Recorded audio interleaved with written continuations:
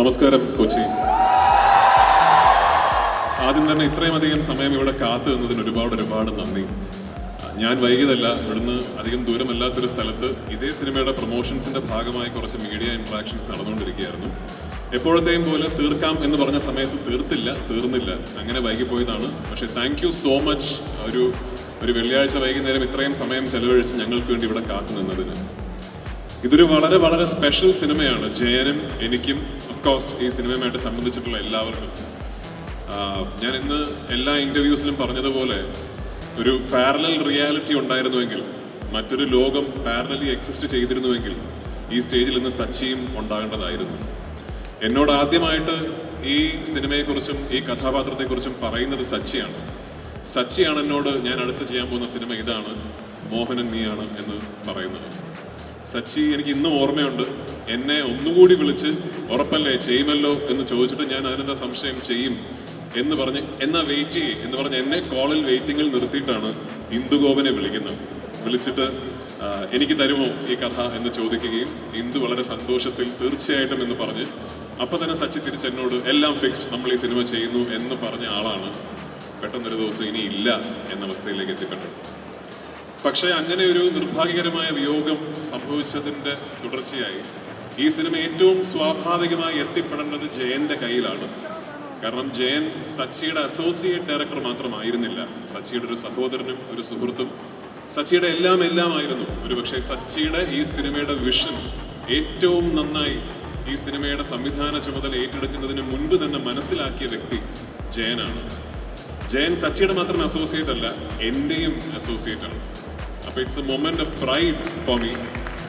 എന്നോടൊപ്പം വർക്ക് ചെയ്ത എൻ്റെ കോ ഡയറക്ടേഴ്സിലെ ഒരാൾ, അയാളുടെ ആദ്യത്തെ സ്വതന്ത്ര സിനിമാ സംരംഭം കേന്ദ്ര കഥാപാത്രം എന്നെ കാസ്റ്റ് ചെയ്തുകൊണ്ട് ചെയ്യുന്നു. അത് ഇത്രയും മനോഹരമായി കൺസീവ് ചെയ്യപ്പെടുന്നു. അത് നമ്മുടെ രണ്ടുപേരുടെയും സുഹൃത്തും ഗുരുതുല്യനുമായ സച്ചിക്ക് ഒരു ട്രിബ്യൂട്ട് എന്ന രീതിയിൽ റിലീസ് ചെയ്യപ്പെടുന്നു എന്ന് പറയുന്നത് ഒരുപാട് സന്തോഷവും ഒരുപാട് അഭിമാനവും തോന്നുന്ന ഒരു സമയമാണ്.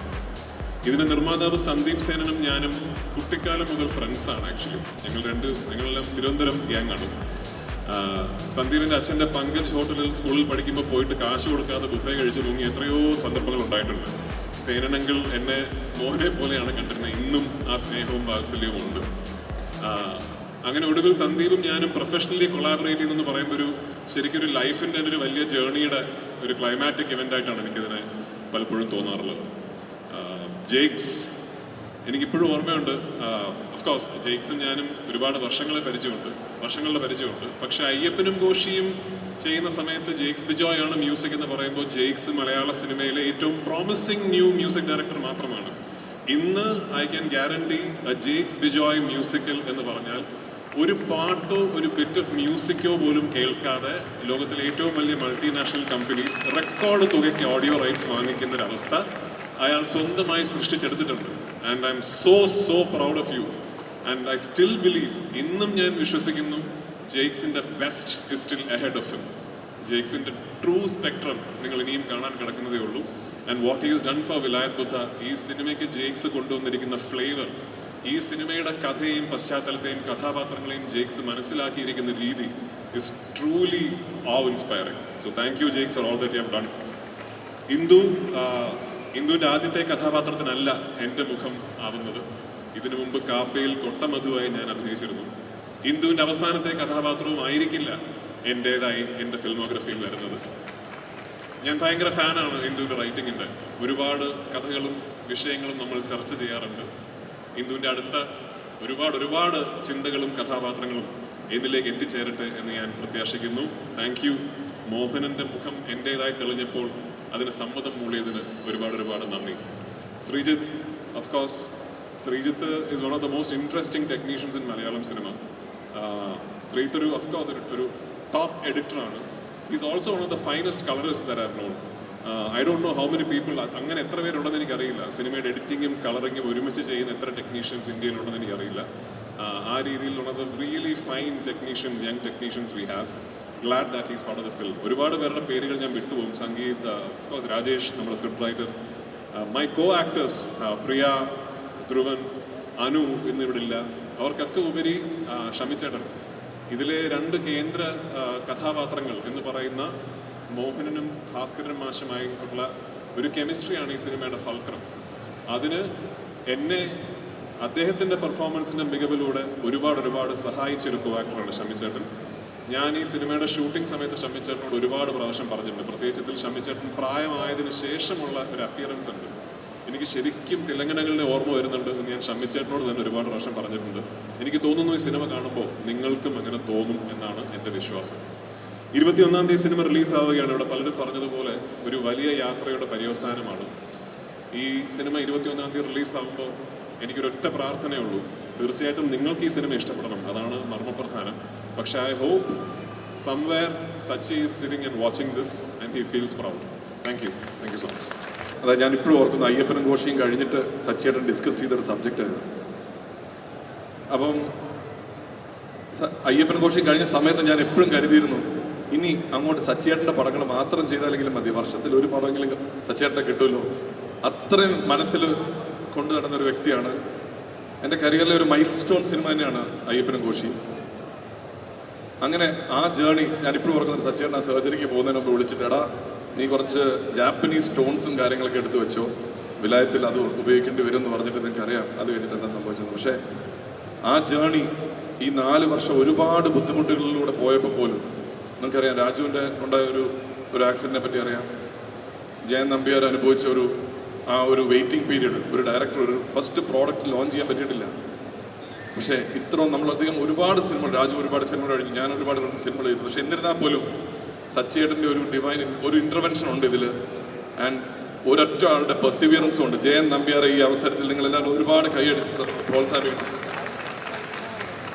ഈ പടത്തിൽ അദ്ദേഹം പല സമയത്ത് ഞാൻ കരുതിയിട്ടുണ്ട്, ഇത് റീവിസിറ്റ്, എത്ര പ്രാവശ്യമാണ് റീവിസിറ്റ് ചെയ്യുന്നത്, ഒരേ ഫുട്ടേജസ് പിന്നെ കണ്ടുകൊണ്ടിരിക്കുകയായിരുന്നു. പക്ഷേ ഓരോ പ്രാവശ്യം റീവിസിറ്റ് ചെയ്യുമ്പോൾ മറ്റുള്ള എല്ലാ പടങ്ങളെക്കാളും ഒരു എനർജി ഈ സിനിമ ഓട്ടോമാറ്റിക്കലി നമുക്ക് തരികയാണ്. പടം കണ്ടു കഴിഞ്ഞൊരു വ്യക്തിയാണ് ഞാൻ പറയട്ടെ, ഏറ്റവും ഇപ്പോൾ വേറെ പടങ്ങൾ ചെയ്യുന്ന സമയത്തും ഒരു സൈലൻ്റ് ആയിട്ട് ഈ പടത്തിൻ്റെ ആക്ടിവിറ്റീസും ഈ പടത്തിൻ്റെ പ്രോസസ്സും പോകുന്നുണ്ടായിരുന്നു സൈഡിൽ കൂടെ. അപ്പോൾ ഞാൻ ഇപ്പോഴും എൻ്റെ ടീമിനോട് പറയുന്നത്, something is happening and I M truly happy with what's the final product. ഞാൻ ഒരുപാട് തള്ളാനൊന്നും ആഗ്രഹിക്കുന്നില്ല. ബട്ട് ഐ തിങ്ക് അയ്യപ്പനും ഘോഷിയിൽ നിങ്ങൾ ഇഷ്ടപ്പെടുന്നുണ്ടെങ്കിൽ അതിനോട് ചേർത്ത് വെക്കാൻ പറ്റുന്നൊരു പടമായിരിക്കും വിലായത്ത് ബുദ്ധ എന്ന് ഞാൻ പറയുന്നത്. And the sheer effort that the team has put in.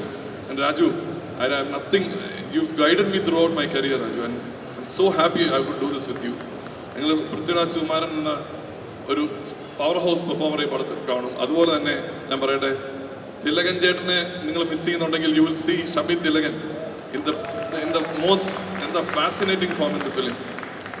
പിന്നെ ഞാൻ എടുത്തു പറയേണ്ട ഒരു കാര്യം, ഉർവശി തിയേറ്റേഴ്സും സന്ദീപ് സേനനും സംഗീതും രഘു എല്ലാം ഈ പടത്തിൽ as producers what they must have gone through. Just imagine, ഒരു പടം 4 വർഷമായിട്ട് ബാക്ക് ആൻഡ് ഫോർത്ത് അവർ ഇൻവെസ്റ്റ് ചെയ്തിരിക്കുന്ന പൈസ, അവരുടെ expectations, they can go to another film. So and ഭയങ്കര എന്താ പറയുക, നമ്മൾ we all just took for this film and Jayan Rai's vision, and I want you to all come and watch this in theaters and be entertained. Varsham, it's a very good way to close the year, and again I would consider this as a celebration of perseverance. Adha njan parnathu, idoru trailer launch മാത്രമല്ല, ഇതൊരു 4 വർഷത്തെ കഠിനാധ്വാനത്തിൻ്റെ ഒരു closure ആണ്.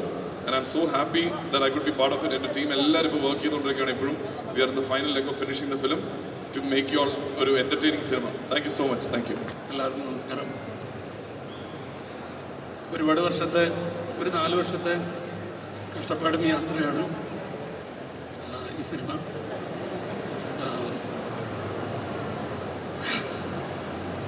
അപ്പോൾ സച്ചിയേട്ടൻ ചെയ്യാൻ വെച്ചിരുന്ന സിനിമയായിരുന്നു അത്. യാദൃശ്യം എൻ്റെ അടുത്തേക്ക് വന്നതാണ്. അപ്പോൾ അത് ചെയ്യാൻ വേണ്ടി എന്നെ കൊണ്ടാവുന്ന രീതിയിൽ, ഞങ്ങളെ കൊണ്ട് എല്ലാവർക്കും കഴിയുന്ന രീതിയിൽ അത് ഫുൾഫിൽ ചെയ്യാൻ വേണ്ടിയിട്ട് ശ്രമിച്ചിട്ടുണ്ട്. നന്നായി വരുമെന്ന് വിചാരിക്കുന്നു, എല്ലാവർക്കും ഇഷ്ടപ്പെടുമെന്ന് വിചാരിക്കുന്നു. നിങ്ങളെല്ലാവരും കാണുക, എൻജോയ് ചെയ്യാൻ പറ്റട്ടെ എന്ന് ആശംസിക്കുന്നു. മോർ ദൻ എക്സൈറ്റഡ് ആണ്. ഇപ്പോൾ നേരത്തെ ജേക്സേട്ടൻ പറഞ്ഞതുപോലെ ഇതൊരു സെലിബ്രേഷൻ ഓഫ് പെർസീവിയറൻസ് തന്നെയാണ്. And this project has been more than a dream come true for me. So firstly, thank you Jayan Cheta for trusting me. വിശ്വസിച്ച് ഇത്രയും അടിപൊളി ഒരു കഥാപാത്രം ഏൽപ്പിച്ചതിന് നന്ദി. താങ്ക് യു സന്ദീപ് ഏട്ട four trusting me. Thank you everybody four trusting me. And നിങ്ങളെല്ലാവരും പോലും, ഞാനും 21 നവംബറിന് വേണ്ടി വെയിറ്റ് ചെയ്തുകൊണ്ടിരിക്കുകയാണ്. പടം കാണണം, അഭിപ്രായം പറയണം. Thank you.